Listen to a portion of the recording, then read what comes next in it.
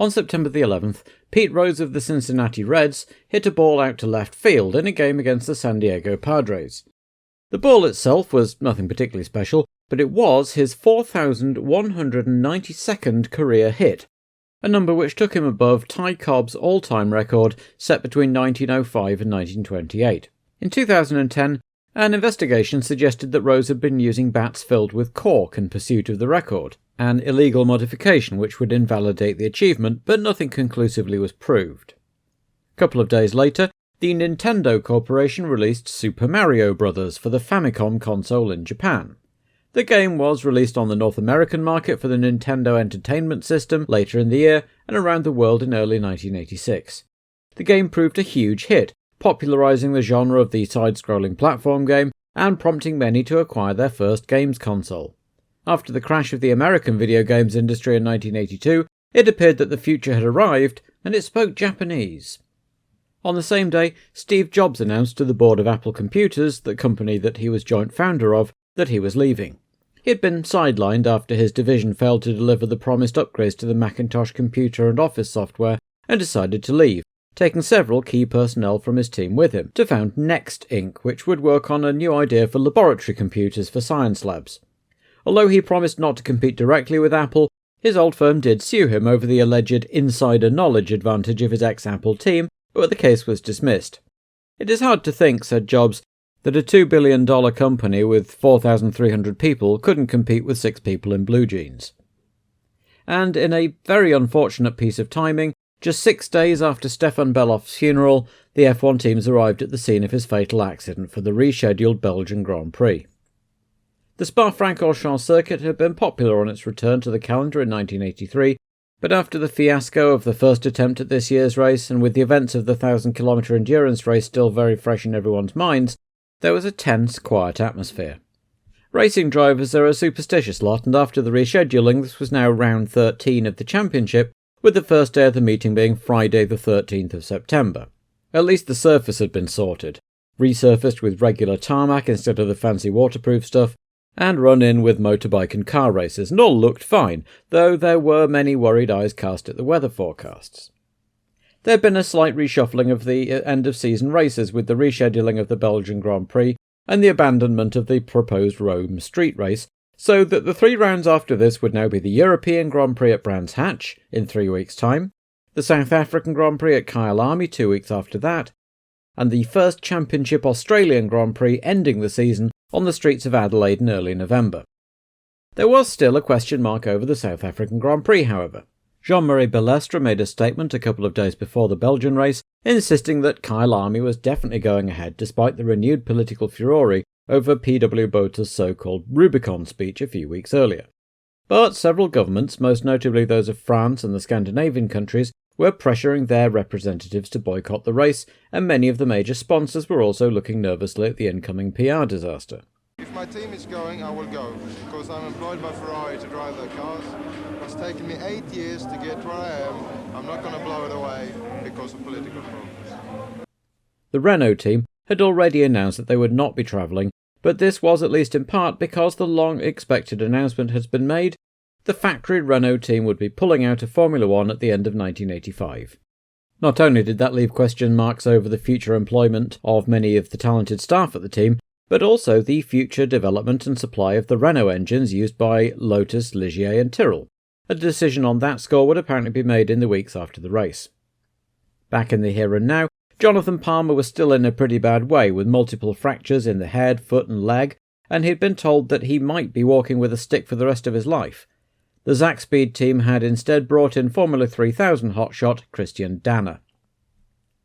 Son of an eminent road safety expert, Christian Danner somewhat ironically got bitten by the racing bug in his teens, and by 19 he was racing in turbocharged Renault 5s, where in 1980 he was spotted by Manfred Cassani for his new BMW-backed team in German Group 4 racing. Before long he made the step up to Formula 2 with the March Works team, as well as racing BMW touring cars. Danner's single-seater career continued its upward trajectory, with Christian becoming front-runner in F2 by the end of 1983, but in 1984, when BMW withdrew from F2, it all looked bleak. However, Danner managed to raise enough sponsorship to move to the Bob Sparshot racing team, who took him into the new Formula 3000 Championship in 1985. By the time of the Belgian Grand Prix, Danner lay second to Mike Thackwell in the series with only one race to go, but he couldn't resist the lure of Zach Speed and Formula 1. With Tyrrell number 4 still vacant, and the Haas Lola team absent because they hadn't been entered for the original race in May, there were just 25 cars competing. Things got off to a bad start on Friday morning when Niki Lauda had a stuck throttle, hit the barriers and hurt his wrist enough to withdraw from the rest of the weekend. Niki's old teammate John Watson happened to be visiting the pit, and Ron Dennis asked him to drive, and he was up for it, but it would have needed all the other teams to agree, and they didn't, so the field was down to 24 for qualifying. The skies had clouded over by then, and there was a rush to get a time in case it rained, and there were more hairy moments for Lafitte, who spectacularly caught fire with a blown turbo, and Mansell, whose steering wheel broke at speed, leaving him to hair-raisingly make it round with half of it at a 90-degree angle to the rest. It did finally rain 60 seconds before the end of the session, by which time everyone was back in the paddock anyway. Prost was fastest by just 2/10 over a very impressive Johansson, just ahead of Piquet and Mansell, next year's Williams pairing. Berger was 5th, and Senna was back in 18th after blowing turbos in his own and Elio's cars. Saturday morning was distinctly autumnal, with mist sitting in the hollows of the track, which delayed practice until 11 a.m, but by the afternoon qualifying session the sun had burned through and there were no weather worries as everyone went back out to try and do better. Most did, some didn't, notably Berger, who had a scary moment when his turbo literally exploded, taking a chunk of bodywork out just behind his head when he was on his first flying lap. Prost kept his pole position, but Senna was able to recover from his miserable Friday to go second, with Piquet making a late charge but only able to improve slightly on his third place. Alboreto and Johansson were next, hoping very hard this meant a turn corner for the Ferrari team. The Arrowses of local boy Boutsen and Berger were 6th and 8th, a career best for the Belgian, bracketing Mansell's Williams, with De Angelis and Rosberg making up the top 10. The increasingly despondent Renault boys were 13th and 14th, Lafitte recovered from his fire to put Streff in his place by 3/10, and Danner managed 22nd, behind Brundle's Sol Tyrrell and ahead of the Azella and Minardi. Pierluigi Martini, the last qualifier, some 10.7 seconds adrift of Prost's time. The crowds had been pretty thin on Friday and Saturday, but Sunday was a disaster as conditions were absolutely appalling. It was gloomy, pouring with rain and with low cloud touching the high ground. The cars went out for their morning warm-up with Mansell fastest, but 30 seconds off Prost's pole time. Several drivers went skating off, but only Rothengat had damaged his car badly enough to need the spare, which unfortunately for him was an old 1984 model. There was a race for old sports cars to keep the smattering of spectators engaged over lunchtime, at which point the rain abruptly stopped, the sun peeped out, and by the time the pit lane opened for the cars to head off to the grid, the track was noticeably drying in places, which of course would just make things more complicated in terms of tyres and setup than if it had just kept raining. Alboreto's Ferrari sprang a leak in the fuel tank, and he was hastily transferred to the brand new untried spare car. By the time of the parade lap it had stopped raining, the sun had come out and the track looked like it might be drying, but it was still damp enough for everyone to start on wets, with great potential advantages for anyone who read the road conditions well and changed to slicks at just the right time. When the lights went green, Senna got off like a rocket and Prost was a little slower, so it was the Lotus that led into La Source with Piquet following through, but the Brabham driver overdid the power on the exit and spun. Somehow nobody hit him and he got going again. So as they went through Eau Rouge for the first time, Senna led Prost, who had Alboreto right up behind him, chased by Mansell, Johansson and the Arrowses. Alboreto couldn't hang on to Prost for long and dropped back, then lost third to Mansell partway around the first lap. On lap 2, Senna lapped Christian Danner, who'd already been into the pits with a gear selection problem, while Alboreto was dropping back, finding the spare Ferrari a handful in the conditions, and was soon back in 10th on lap 3, while Mansell had got right on Prost's gearbox and was looking for a way through. Alboreto's problem was in fact his clutch, which packed up at the end of lap 3, as Senna continued to ease out a lead. Mansell took second from Prost, but the Frenchman might not have been too concerned if he knew that his only title rival was already out of it. Keke Rosberg was the first man in for slicks at the end of that lap, emerging 21st, and Piquet followed suit the next lap. By the end of lap 5, Senna now led Mansell by 3.3 seconds, with Prost another 1.6 seconds behind the Williams, and then a little group of Johansson, Boutsen and De Angelis some distance behind in 4th through 6th places. Rosberg put up the fastest lap, now in 14th place, indicating he'd made the right call, and Johansson came in for slicks, only for the Ferrari team to make a complete bobbins of the stop, dropping the car off the jack and having to manually haul it back on again. A lap later, and he was out anyway, spinning into retirement when his transmission seized up. Yet another miserable weekend for Maranello. Rottengatter also clouted a barrier and stalled his car, but was push-started by the marshals as he'd ended up in a dangerous spot. At that point, the leading trio all stopped for slicks themselves, with Mansell getting out ahead of Senna, but not able to hang on to it as they barreled down towards Eau Rouge. All of which put them out just behind new leader De Angelis, who'd got ahead of Boutsen, and the Senna-Mansell-Prost trio were soon busy making their way past the Arrows pair. Boutsen peeled in at the end of that lap, but De Angelis stayed out for some reason, allowing Senna to retake the lead, followed by Mansell shortly afterwards, only for the Brit to lose the back end at La Source and have to recover. Prost, meanwhile, had decided that with Alboreto now out, he was just going to concentrate on finishing, and had dropped right off Mansell before losing third to a charging Rosberg.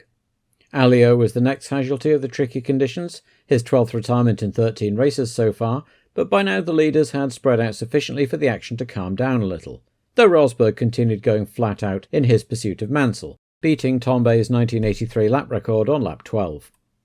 Boutsen was doing well on his home track, running a solid 5th, with Tambay and Warwick giving chase, but not making much impression, as Senna continued his impressive progress and De Angelis blew his turbo. As half-distance approached, a few umbrellas started blossoming in the stands, and soon enough it started raining again, but only along the pit straight and Eau Rouge, where it was absolutely chucking it down, while out on the back of the circuit it was dry. There was a brief flurry of activity in the pit lane as the teams wheeled out their wet tyres, only for it to immediately stop again, so they wheeled them back in, and the only appreciable effect was to slow everyone down for a couple of laps and persuade Prost to let Rosberg go, which he did, and by lap 23 the Finn was on Mansell's tail. He attacked as the pair came round to lap Brundle, no joy that time, and Mansell was very determined to hang on to second place. A cracking battle developed between the two die-hard chargers, both hoping to be ready to take advantage of any problem Senna might have. Suddenly, at the start of lap 31, Rosberg's car jerked left as one of his brake ducts exploded, leaving him with one brake being actively cooled and the other not. He dropped back, went into the pits to have the other one pulled off so at least his brakes were equal, and new boots fitted for good measure. Mansell, suddenly noticing the absence of the number 6 car in his mirrors, got distracted, missed his braking point and bumped across the apex of a corner before getting back on track somewhat chastened. Senna, meanwhile, was seemingly cruisingly untroubled in the lead, though in the cockpit he was worried because his Renault engine was occasionally stuttering, and in the past that had been the first sign of a late engine failure. There were 10 laps to go, and that was the only realistic way that he wasn't going to win, but that had been the case several times so far this year. In the meantime, the base racing on the circuit was over 6th place between Derek Warwick and Nelson Piquet as they both lapped Rothengatter. Soon they'd caught Boutsen, so a three-way battle over 5th, 6th and 7th place developed as the race drew to a close. Warwick and Piquet bustled past Thierry, who found himself dumped out of the points. The local boy was having trouble with his gearbox, which collapsed entirely on lap 40 of the 43, a shame as he'd driven a great race up till then. Lafitte slid into the barriers around the same time, as Piquet got past Warwick off-screen, but there were no problems for Senna, who brought the Lotus home for his second career win, with Mansell coming in a career-best second, and Prost a distant but satisfied third, with Rosberg completing a good display for Williams, whose Honda engines had been reliable for once, and Piquet and Warwick picking up the last points. The marshals tried to get Senna to go straight into Parc Fermé, but there was no way he wasn't doing a victory lap, and off he went as the others obeyed the flags.